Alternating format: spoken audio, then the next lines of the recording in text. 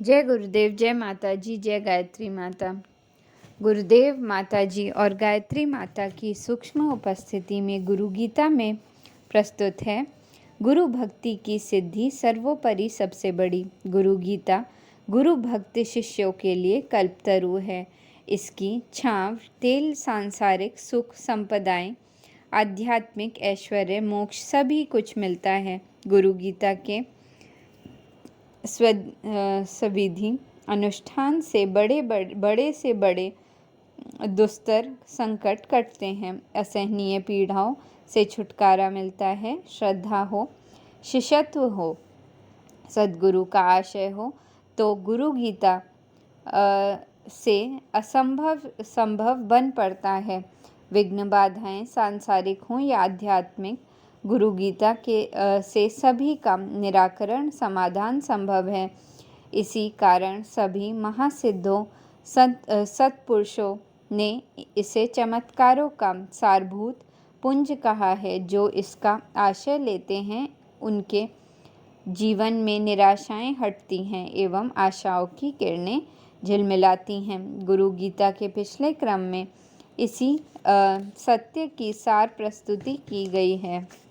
भगवान सदाशिव ने गुरु गीता के मर्म को बताने के लिए भगवती जगदम्बा को अनुष्ठान में आसन की महिमा से अवगत कराया है। शिव वचनों के अनुसार वस्त्रासन पर साधना करने से दरिद्रता आती है, पत्थर पर साधना करने से रोग होते हैं, धरती बैठकर साधना करने से दुख होते हैं, कष्टासन पर की गई साधना निष्फल होती है, जबकि काले हिरण के चम्र पर साधना करने से ज्ञान मिलता है।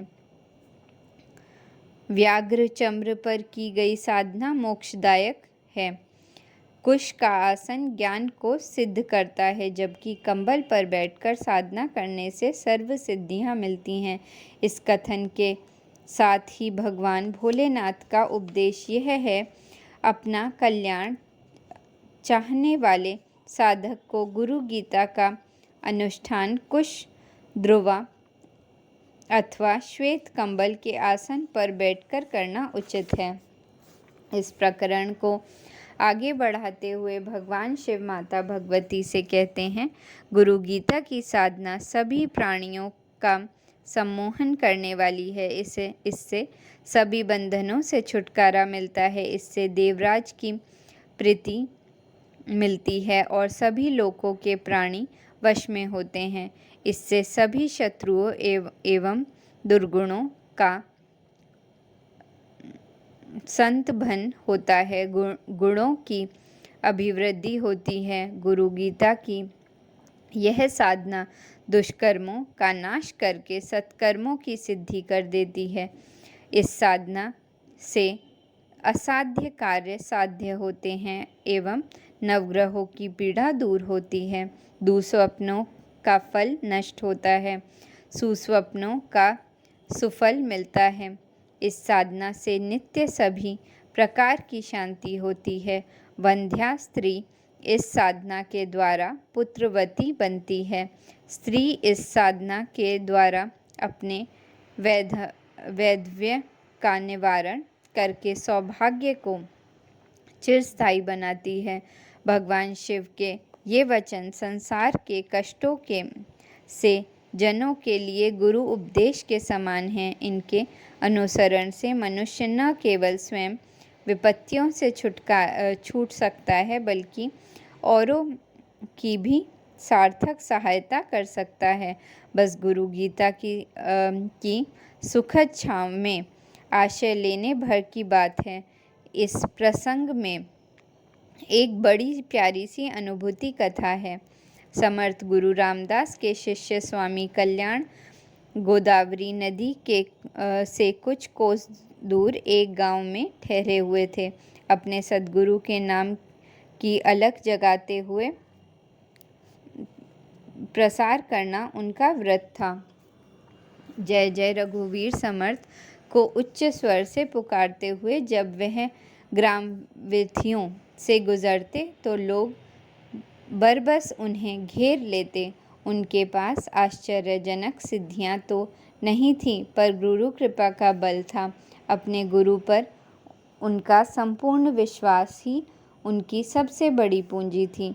उनकी भक्तिपूर्ण बातें लोगों में चेतना की नई लहरें पैदा करती थीं। ग्रामवासी स्वामी कल्याण के वचनों से आहदित थे।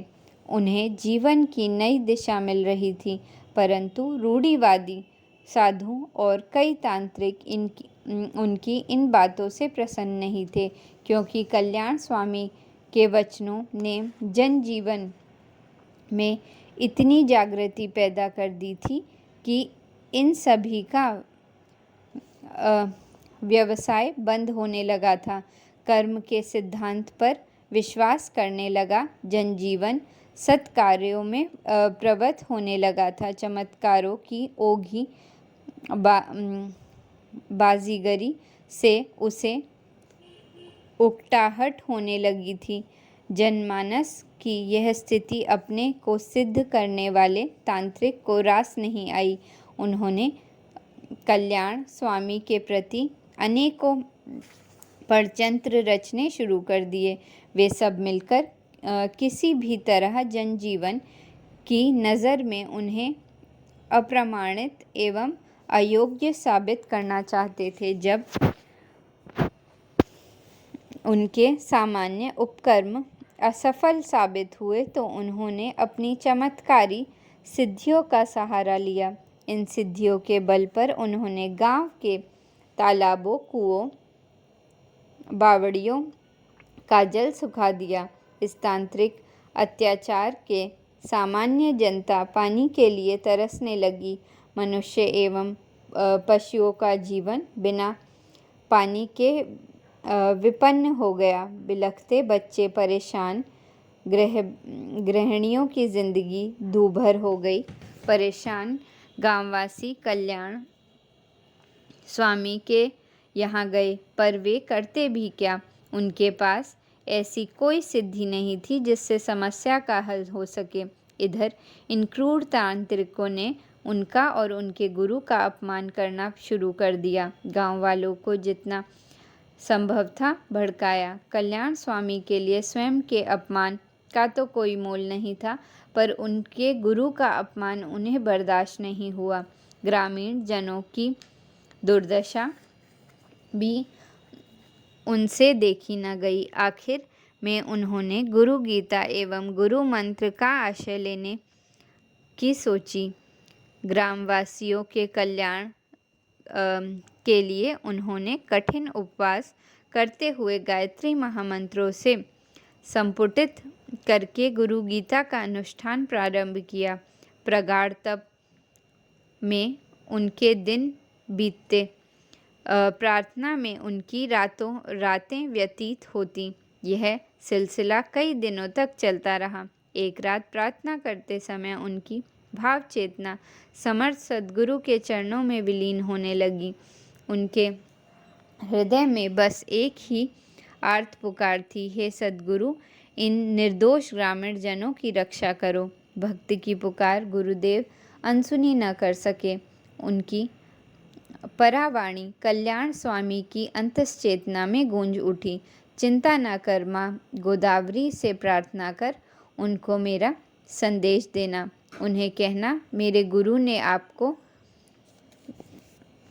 ग्रामीण जनों के कल्याण के लिए आमंत्रित किया है। समर्थ गुरु का यह विचित्र सा संदेश कल्याण स्वामी को ठीक में समझ में नहीं आया। फिर भी वे अपने गुरु भक्ति की धुन में माँ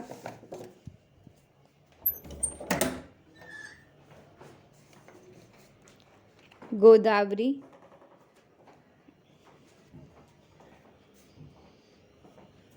के पास गए और उन्होंने गुरु का संदेश सुनाते हुए ग्रामवासियों का जल संकट दूर करने के लिए प्रार्थना की। इतना ही नहीं, गोदावरी से एक लकीर खींचते हुए गांव में आ गए।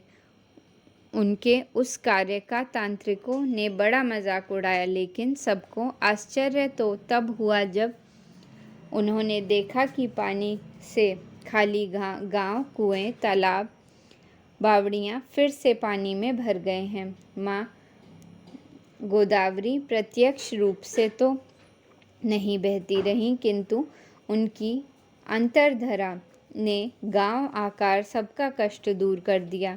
गांव वालों ने गुरु भक्ति का यह प्रत्यक्ष चमत्कार देखा और उन सब ने स्वीकार किया, किसी भी मंत्रिक तांत्रिक सिद्धि से गुरु भक्ति की सिद्धि बड़ी है। गुरु भक्ति से बढ़कर ना तो कोई सिद्धि है ना शक्ति है। जय गुरुदेव।